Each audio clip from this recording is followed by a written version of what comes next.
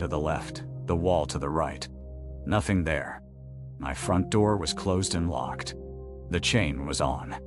I sat up in bed for probably 5 minutes just staring into that hallway. My heart was hammering. I told myself it was sleep paralysis or a hypnagogic hallucination. One of those things where your brain creates an image while you're between sleeping and waking. That's the logical explanation, and I went with it. I turned off the lamp and lay back down. Maybe 2 minutes later, I heard it. The sound of a floorboard creaking. It came from the living room, from the direction of my front door. A single creak, like someone had shifted their weight on the old wooden floor. I turned the lamp back on.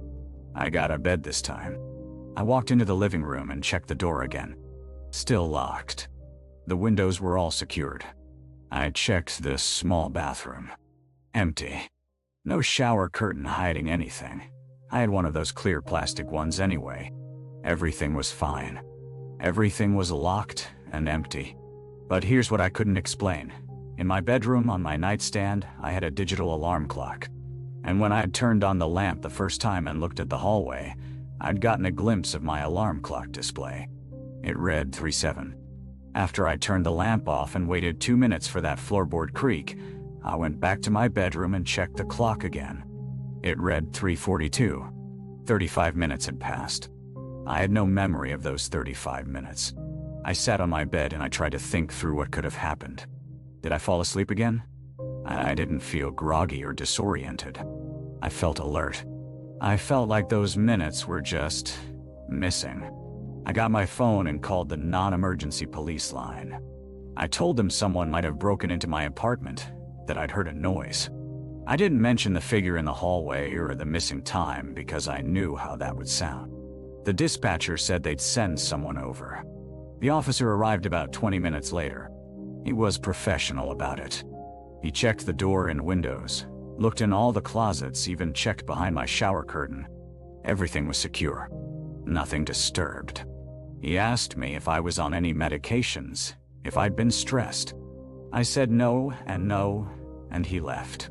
He was polite about it, but I could tell he thought I'd had some kind of episode. After he left, I didn't go back to sleep. I sat on my couch with all the lights on until morning.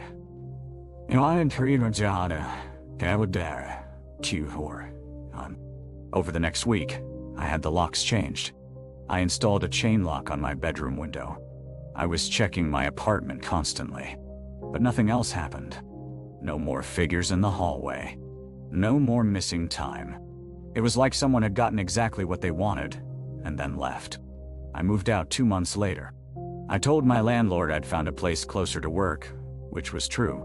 I just didn't mention that the reason I was looking so hard was because I couldn't shake the feeling that something had been in that apartment with me that night. What gets to me, even now, is not knowing. If someone had broken in, what were they doing during those 35 minutes? Why did I see that figure? And why can't I remember what happened after I turned the lamp off?